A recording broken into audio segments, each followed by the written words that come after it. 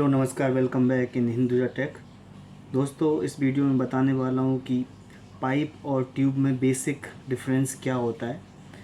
तो अगर आप हमारे चैनल पर नए हैं, please don't forget to subscribe, because इस वीडियो में मैं आपको पाइप और ट्यूब दोनों के बारे में डिटेल में बताने वाला हूँ। तो चलिए वीडियो को स्टार्ट करते हैं।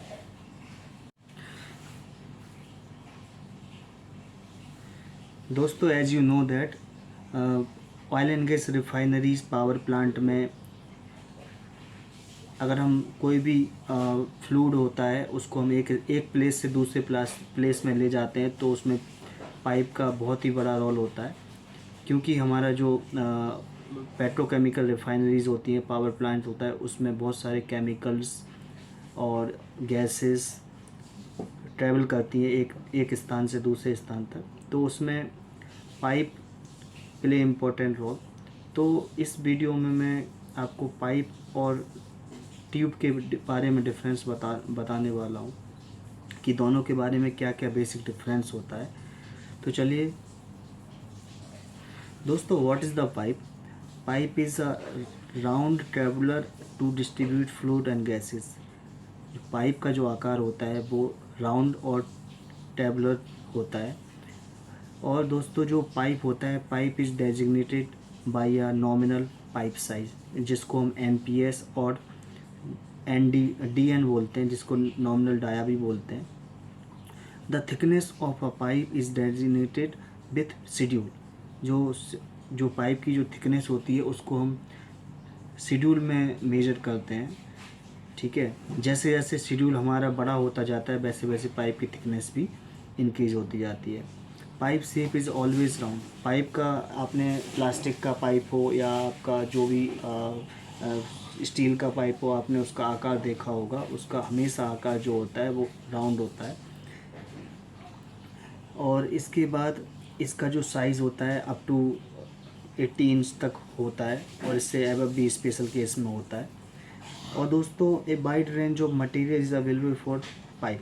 Pipe basically carbon steel, alloy steel, stainless steel, तो बहुत बहुत बहुत सारे मतलब मटेरियल का रेंज है जिसका पाइप बना होता है। इस तरीके से इसका जो एंड कनेक्शन की बात करें तो the most common are bevel, plain and screw. तो बेवल एंड भी हो सकता है, प्लेन एंड भी हो सकता है, और स्क्रू एंड भी हो सकता है। ये साइज़ पे डिपेंड करता है। दोस्तों, आप स्क्रीन में पिक्चर देख रहे होंगे, पाइप इस तरीके से होता है। देखिए, आपको राउंड दिखाई दे रहा हो, तो स्टेनलेस स्टील का पाइप मैंने यहाँ पे पिक्चर लिया हुआ है। तो इसमें आपको पाइप का जो शेप दिख रहा है वो राउंड में दिख रहा होगा। तो इस तरीके का पाइप होता है। दोस्तों, example of OD and ID, actual outside diameter. देखिए, एनपीएस होता है, जैसे जैसे एनपीएस बढ़ता है वैसे वैसे आपकी जो आउटर डाया है वो भी बढ़ता है। तो इस तरीके से मैंने कुछ एग्जाम्पल लिए हैं। तो 1 to 14 इंच का आपको यहाँ पे डिटेल में दिख रहा होगा। तो आउटर डाया में मैंने यहाँ पे कैलकुलेट करके दिया हुआ है।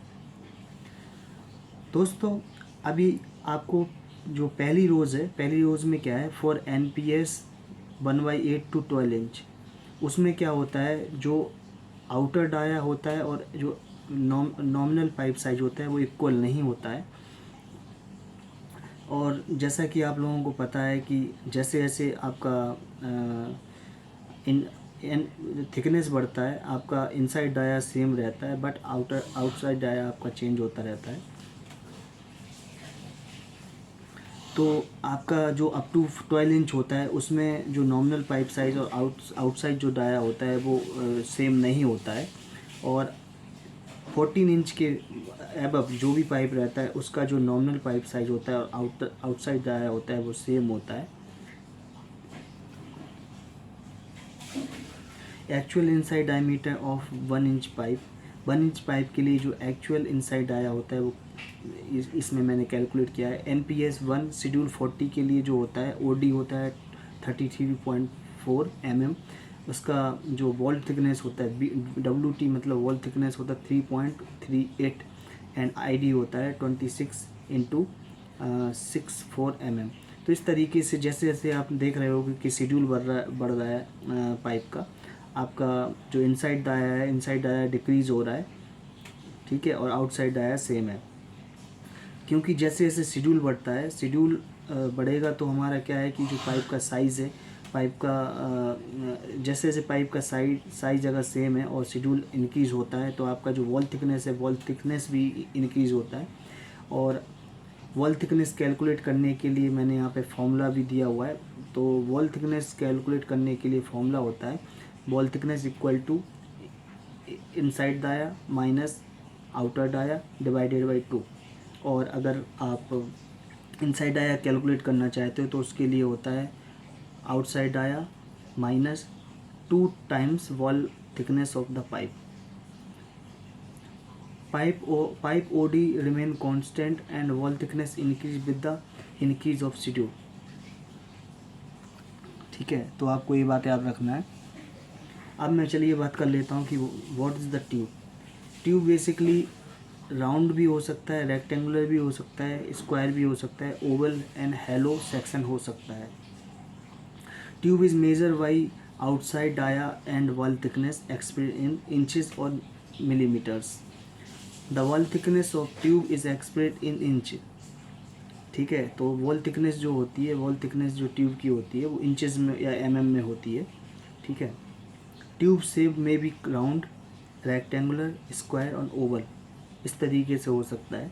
A narrow range of tubing up to 5 inch, larger for mechanical application. Basically जो ट्यूब्स होती हैं वो 5 इंच तक ही अवेलेबल होती हैं, लेकिन अगर कोई स्पेशल केस है तो मे बी इसका साइज़ भी इंक्रीज हो सकता है। आप लोगों ने देखा होगा इसका एप्लीकेशन जो है मेडिकल फील्ड में ज़्यादा होता है, क्योंकि वहाँ पे हॉस्पिटल में या बिल्डिंग्स में ज़्यादा इसका यूज़ होता है। Tube is available in CS, low alloy, SS, निकल एलॉय, स्टील ट्यूब्स एक्सेट्रा। तो इस तरीके से होती है। और इसका जो एंड कनेक्शन की बात करते हैं तो बेसिकली ये स्मॉल बोर का होता है, तो इसमें थ्रेडेड और ग्रूव एंड होता है।